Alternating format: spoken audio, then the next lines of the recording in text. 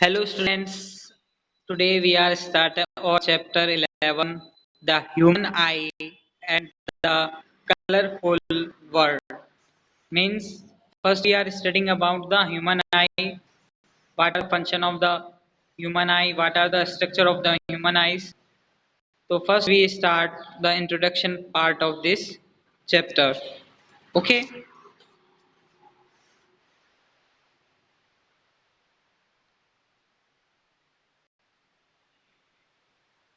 okay now we start.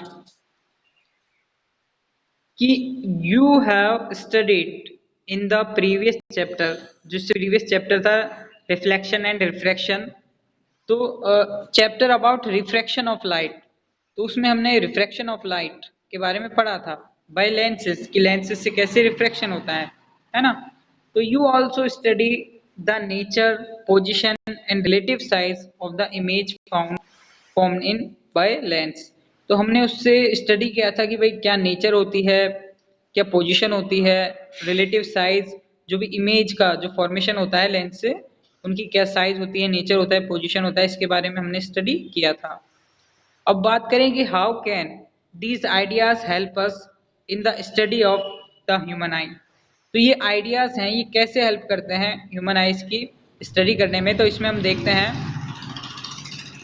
कि the human eyes uses light and enable us to see object around us कि ये जो human eyes होती है वो किसका यूज करती है लाइट का यूज करती है ना to see object around us हमारे चारों ओर के ऑब्जेक्ट को देखने के लिए ह्यूमन आइज लाइट्स का यूज करती है अब बात करें कि it has a lens in it structure इसीलिए जो आइज है उसकी स्ट्रक्चर में क्या होता है लेंस होता है अब बात करें what is the function of the lens lens के क्या फंक्शन है इन ए ह्यूमन आई जो मनुष्य के ह्यूमन आई है उसमें लेंस के क्या फंक्शन है ये हमको देखने हैं अब how do the lenses use in spectacles correct defects of the vision और जो चश्मे हम जो लगाते हैं है ना उनमें कौन से लेंसेज का हम यूज करें जिससे जो हमको कोई डिजीज हो जाती है आईज की है ना तो उनको हम जैसे आई साइट जो प्रॉब्लम आती है तो उसको कैसे हम दूर करें तो let us consider this question in this chapter तो ये जो क्वेश्चंस है हमारे हम इसकी जो आंसर हमको किस में मिलेंगे इस चैप्टर में मिलेंगे अब बात करें you have learn in previous chapter में मैंने क्या पढ़ा है about light and some of its properties lights के बारे में और उसकी कुछ प्रॉपर्टीज के बारे में तो in this chapter we shall use these ideas to study some of the optical phenomena in nature और इसमें हम जो ऑप्टिकल फिनोमेना है जो दृश्य वाली घटनाएं हैं जो अपने एटमॉस्फेयर में होती है उसके बारे में भी हम इसमें स्टडी करेंगे अब we shall also discuss about rainbow formation और हम रेनबो फॉर्मेशन इंद्रधनुष कैसे बनता है splitting of the white light जो एक वाइट लाइट होती है वो कैसे स्प्लिट होती है प्रिज्म के through and the blue colour of the sky sky का कलर ब्लू क्यों होता है तो मेन टॉपिक इसमें यही रहेंगे है ना अब नेक्स्ट इसमें चीज आती है the human I most important topic है लॉन्ग क्वेश्चन आएगा या फिर इसके कुछ पार्ट्स हैं उसके फंक्शन पूछ लेगा और या फिर डायग्राम पूछ लेता है तो 3-4 टाइप के इसमें से क्वेश्चन अपने पुटअप होते हैं तो सबसे पहले तो अपन बात करते हैं जैसे थोड़ी बहुत स्ट्रक्चर देख लेते हैं पहले इसकी ठीक है ह्यूमन आइज की जो स्ट्रक्चर है इसमें देखो कि एक तो फर्स्ट अपन स्टार्ट करते हैं इसके आउटर पार्ट से है ना इसका जो आउटर पार्ट है ये देखो ये वाला पार्ट ठीक है जिसपे मैं अंडरलाइन कर रहा हूँ ये वाला पार्ट इसका क्या है आउटर पार्ट है इसका क्या है कॉर्निया ओके और ये क्या होता है एक डबल लेयर्ड जो आइज है एक डबल लेयर्ड जो कवर है उसके अंदर रहती है डबल लेयर्ड जो मेम्ब्रेन होती है उसके अंदर सेफ रहती है फिर कॉर्निया के बाद अपना आता है आइरिस कॉर्निया के बाद अपन अंदर चलते हैं देखो सॉरी एक्वस ह्यूमर अपन आंख के अंदर से जा रहे हैं सामने से अंदर की तरफ जा रहे हैं ठीक है तो ये तो अपना आउटर पार्ट कॉर्निया हो गया फिर इसके अंदर एक लिक्विड भरा रहता है एक लिक्विड भरा रहता है जिसे एक्वस ह्यूमर है ना, एक्वस ह्यूमर कहते हैं। जो क्या काम करता है, जो लेंस को सूखने नहीं देता है, ये लेंस को सूखने नहीं देता है। भाई लेंस क्या है, एक मसल्स है, और मसल्स के लिए क्या वाटर तो बहुत जरूरी है ना। अपना एक जो मस्कुलर लेंस है ये, है ना, डायरेक्ट जैसे भाई अपन बात करें कोई सॉलिड फॉर्म वाला लेंस नहीं है, ये मस्कुलर लेंस है। ओके। और एक्वस ह्यूमर क्या करता है, इसको ड्राई होने से रोकता है। अगर ड्राई हो जाएगा तो क्या हो जाएगा, लेंस खराब हो जाएगा और हमको दिखना बंद हो जाएगा। तो ये एक्वस ह्यूमर है, ये जो पानी है इसको, लेंस को जो ड्राई होने से रोकता है। फिर इसके बाद बात आती है एक्वस ह्यूमर के बाद में आइरिस। देखो ये जो छोटे छोटे पार्ट्स हैं, है ना, जिसके अंदर लेंस, जिसको क्या कर रखा है, जिसके लेंस हैं, और ये अपने आंख के अंदर देखेंगे ना, वो गोला सा जो काला वाला पार्ट होता है आंख के अंदर, तो वो क्या होता है, आइरिस होता है ना, जो बार बार क्या होता है, बंद होता है और खुलता है। और आइरिस किसको कंट्रोल करेगा, प्यूपिल। ये जो होल है, जो लेंस के लिए जो जगह रहती है ना, जो गोला वाला पार्ट रहता है, ये जो जगह है गोल पार्ट, ये क्या है, प्यूपिल। ठीक है। फिर प्यूपिल के बाद ये तो आपको पता ही है, ये जो सिलियरी मसल्स जिसपे क्या है, ये टिका हुआ है। ठीक है।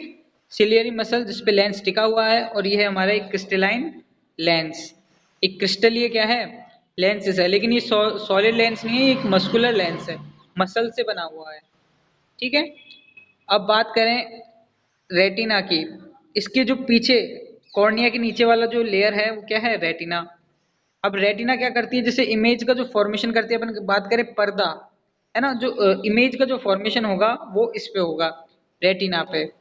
और ये जो रेटिना है ना, इस पे क्या होती है, बहुत सारी नर्व सेल्स जो होती हैं, वो नर्व सेल्स जो इमेज बनी है, उस इमेज को ऑप्टिकल नर्व से होके सीधे कहाँ ले जाती है, माइंड तक ले जाती है, अपने मस्तिष्क तक।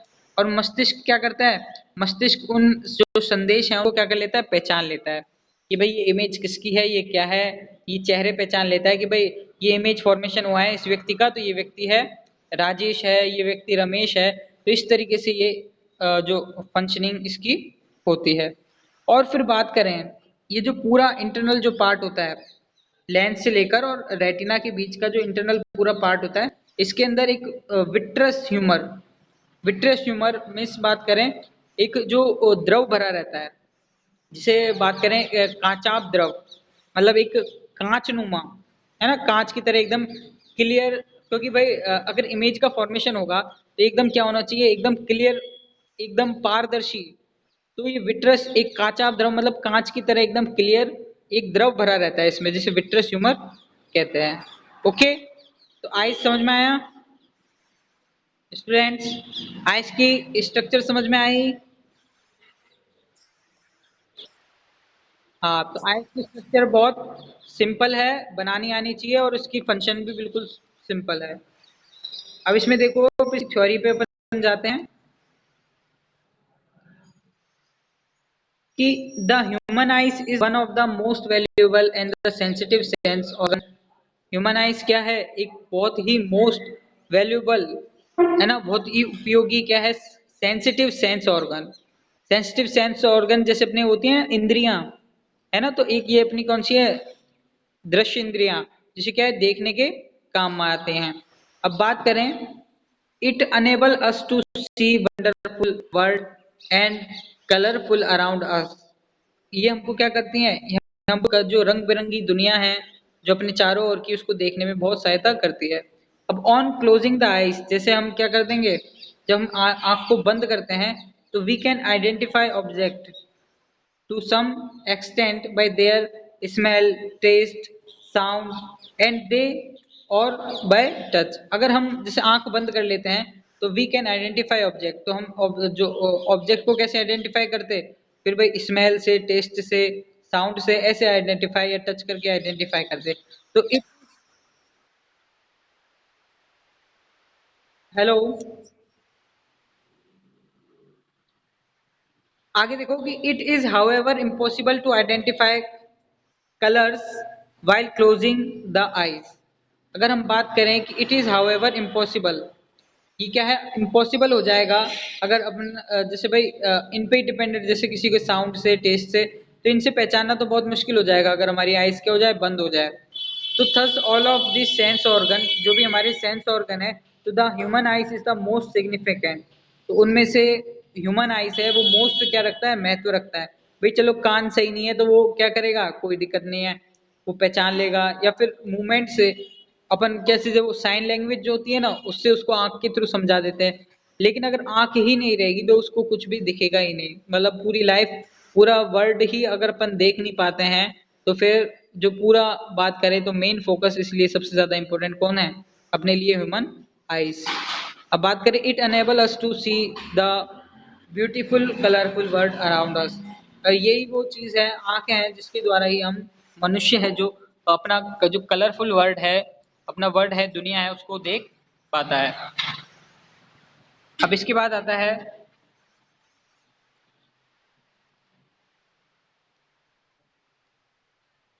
कि बात करें, the human eyes is like a camera. जो ह्यूमन की आइज है वो किसकी तरह, एक कैमरे की तरह है। और it's lens system forms an image on the light sensitive screen called the retina. और जो कैमरे की तरह है, और कैमरे की स्क्रीन की बात करें, ये इमेज का जो फॉर्मेशन है लाइट सेंसिटिव स्क्रीन जो कि होती है, क्या होती है, रेटिना। जैसे मैंने बताया था जो इमेज का फॉर्मेशन होगा उसी पे ही होगा। अब बात करेंगे लाइट एंटर द आइज। जो लाइट है आइज में कहाँ से एंटर करेगी, एक थिन मेम्ब्रेन से एंटर करती है जिसे हम क्या कहते हैं, कॉर्निया। ठीक है, ये वाला पार्ट। और फिर बात करें, it forms a transparent blog on the front surface of the eye ball. जो कि कहाँ पे, ये आई बॉल मीन्स जो एक आंख के अंदर एक छोटा सा उभरा हुआ भाग होता है ना आई बॉल, तो उसके अंदर क्या होता है, एक ट्रांसपेरेंट ये जो परत होती है वो स्थित होती है कॉर्निया की। अब बात करें, आई बॉल इज एक्सप्रोक्सीमेटली, मतलब आई बॉल ये पूरी इसकी स्ट्रक्चर दे रखी है अपन को, है ना। आई बॉल जो बात करें, is approximately spherical in shape. कैसा रहता है, गोलाकार रहता है। ठीक है, विद डायमीटर, और आंख का डायमीटर मीन्स व्यास की बात करें वो कितना आता है, 2.3 सेंटीमीटर। मीन्स आंख की चौड़ाई की बात करें या लंबाई की बात करें वो कितना होता है, डायमीटर की बात करें, है ना। भाई ऊंचाई गोले की क्या है, ऊंचाई लंबाई बराबर होती है सब जगह से। तो इसकी जैसे अगर बोले कि भाई ये कितना लंबा है या कितना चौड़ा है, तो अपन बात करते हैं ये 2.3 सेंटीमीटर डायमीटर है, इसका सरफेस है। ये 2.3 सेंटीमीटर की अपनी आंख जो होती है। अब बात करें मोस्ट ऑफ द रिफ्रैक्शन, जो रिफ्रैक्शन है, refraction for the light rays entering the eyes occur the outer surface of the cornea। जो बहुत सारी जो रिफ्रैक्शन है फॉर द लाइट रेज की जो एंटर करती हैं रेज की, occurs at the outer surface of the cornea. वो कॉर्निया की आउटर सरफेस पे क्या होती है, पहले तो गिरती है, आउटर सरफेस पे आती है। ठीक है, अब बात करें outer surface of the cornea, तो the crystalline lens merely provide the finer adjustment of the focal length. तो जो क्रिस्टलाइन लेंस है ना, जैसे जैसे रेज एंटर करती हैं तो उसके अकॉर्डिंग क्या हो जाता है, वो अपने आप को फोकस कर लेता है, फोकल लेंथ को एडजस्ट कर लेता है लेंस। कैसे करता है या और आगे देखो,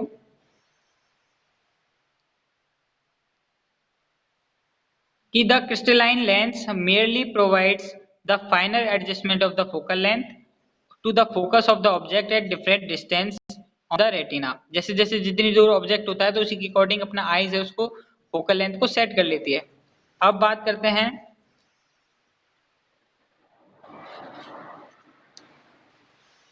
कि वी फाइंड ए स्ट्रक्चर, अपने एक स्ट्रक्चर देखते हैं जिसे हम आइरिस बोलते हैं, बिहाइंड द, जो कॉर्निया के पीछे होती है आइरिस, जो क्या होती है, डार्क मस्कुलर डायफ्राम, है ना।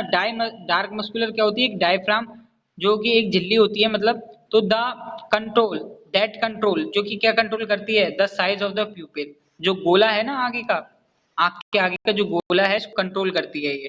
कभी जैसे इसको कभी बंद होता है कभी खुलता है, मतलब अगर ये अपना जाएगा, जैसे कि भाई जहाँ पे अपनी आंखों को ज्यादा प्रेशर पड़ता है ना, आंखों पे ज्यादा प्रेशर पड़ेगा तो नॉर्मल जहाँ पे अपन को छोटे अक्षरों को पढ़ना पड़ेगा तो वहां तो ये हो जाएगा, वहां पे थोड़ा बंद हो जाएगा।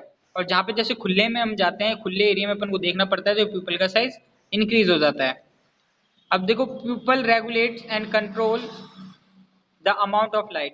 तो प्यूपिल है वो क्या करता है, कंट्रोल करता है अमाउंट ऑफ लाइट, कितना एंटर हो रहा है कितना बाहर जा रहा है, इसको रेगुलेट करता है।